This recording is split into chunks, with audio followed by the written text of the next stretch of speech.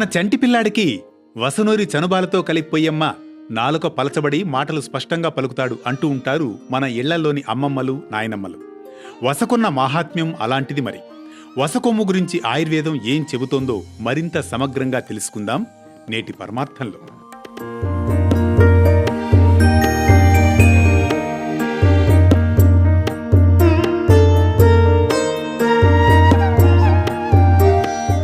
ఎవరైనా అనర్గళంగా గలగలా మాట్లాడేస్తూ ఉంటే వారిని వసపిట్టలాగా వాగుతున్నారని వ్యంగ్యంగా అనడం చూస్తూనే ఉంటాం.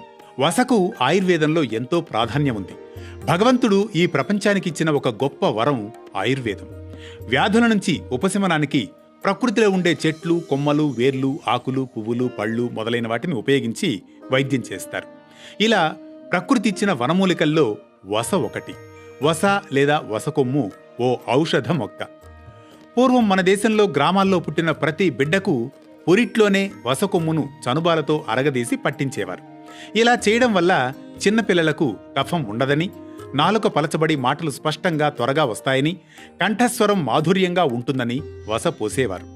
అలాంటి ఈ వసను వందల ఏళ్లుగా ఆయుర్వేదంలో అనేక రకాల వ్యాధులకు కూడా చికిత్సగా ఉపయోగిస్తున్నారు. వస వలన జీర్ణ సమస్యలు, వాపులు, నొప్పులు తగ్గుతాయి.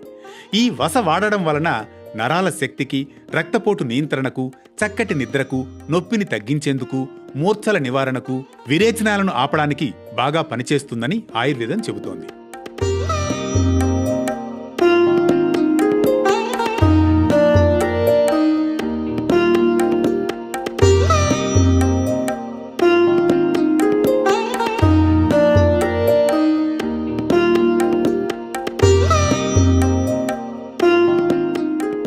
ఆకలికి, అజీర్ణానికి, మలబద్ధకానికి వసచూర్ణం దివ్య ఔషధం. జీర్ణాశయంలో అగ్నిని పెంచడంలో జీర్ణశక్తి పెరుగుతుంది. వసకొమ్ము పొడిని తేనెతో కలిపి తీసుకుంటే మూర్ఛవ్యాధి తగ్గిపోతుంది.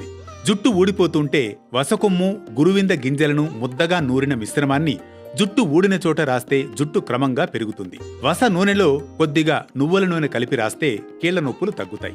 ఎవరైనా మొలలతో ఇబ్బంది పడుతూ ఉంటే ముందుగా నువ్వుల నూనె వేడి చేసి ఆ మొలల మీద రాసి తర్వాత వసకొమ్మలను, సోంపును కలిపి నూరి ఆ మిశ్రమాన్ని మొలలకు రాస్తే ఉపశమనం లభిస్తుందని ఆయుర్వేదం చెబుతోంది.